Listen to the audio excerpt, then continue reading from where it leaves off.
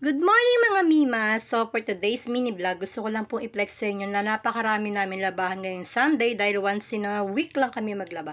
So as you can see guys, ito yung mga labahan na namin at ito na nga po yung Mr. Co. Pine-prepare nyo na po yung manual naming washing machine. Tapos ayan, nililinis niya na po yung mga planggana kasi babanlawan po namin yan ng manual at hindi kami gagamit ng automatic na washing para makatipid naman tayo sa kuryente dahil medyo mataas ngayon yung kuryente ngayong February. So kailangan natin magtipid. So as you can see guys, ayan si Cooper yung kulay puti kong aso at yung si Whoopi naman nandoon din na nakikisali din at nag-aayos na ako dito ng mga damit. Sineseparate ko yung color sa may mga puti. Ayan si Whoopi ang kulit. Ilang beses ko na yung tinanggal dyan pero ayaw pa rin. Gusto talaga niya makipaglaro sa akin. So kala niya kasi naglalaro lang ako ng mga damit namin.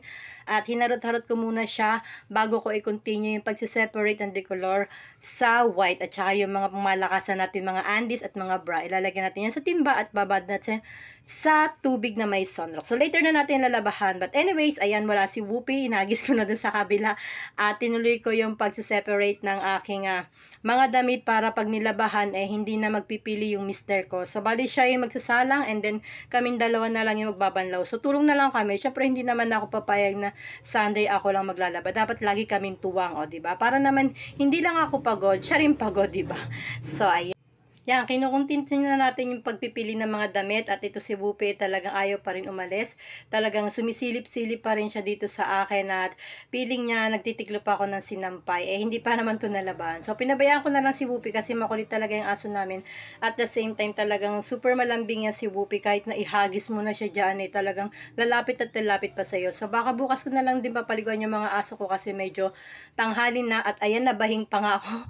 Kasi nga alam mo naman syempre labahan may mga alikabok siya. Yan. Pinipili ko na siya ng maigi at nagra-rush na rin ako dahil medyo tanghali na at kailangan natin habulin yung init ng araw dahil sayang talaga at mabago yung damit kapag naitutok natin or napaarawan natin sa arawan. Ayan. At syempre nakatipid pa tayo ng kuryente, hindi na tayo gagamit ng automatic na washing. So sa araw na lang natin to ipapatuyo. Ayan. Sineseparate ko na yung mga bedsheet. Ayan yung mga punda natin, mga short, mga pantalon. Syempre inuna ko yung mga damit ng mga anak ko kasi hindi naman yung gaanong marumi.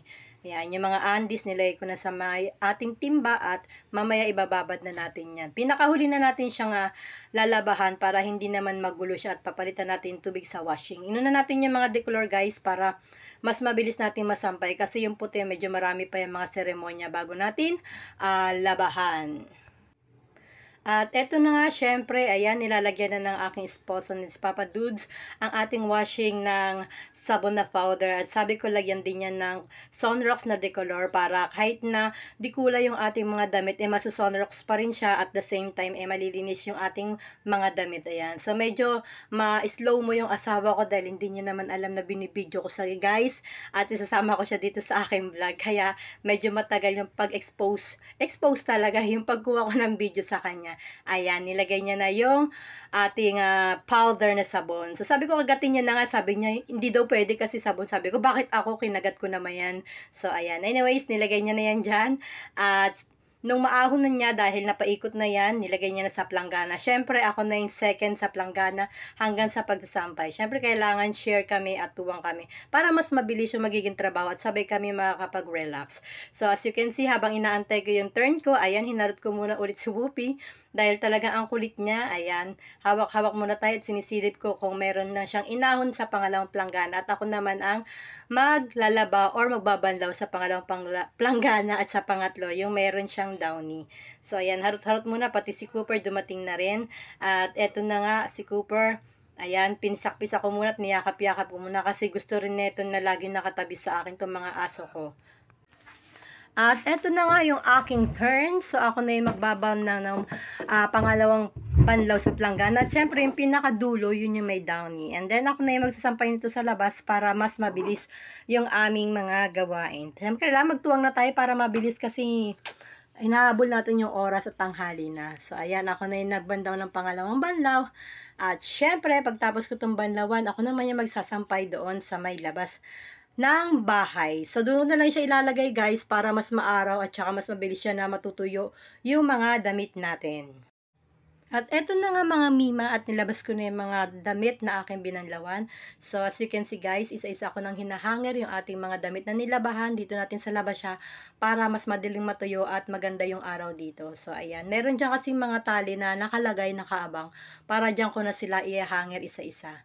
So ayan siya. Siyempre habang ako'y nag-hanger ay inayos natin yung cellphone natin para makuhaan natin yung ating mga galawan sa pagsasampay. O, galawan talaga sa pagsasampay. Parang kailangan ng maraming effort na. So, anyways, ayan. So, kinukwento ko lang po sa inyo yung aking ginagawa ngayong tanghali ng Sunday. So, ayan. Isa-isa ko na siyang sinasampay yung mga damit. So, inuna ko muna yung mga t-shirt para mas mabilis. Kasi ako, pag nagsampay ako, t-shirt lahat, short lahat, pantalon lahat.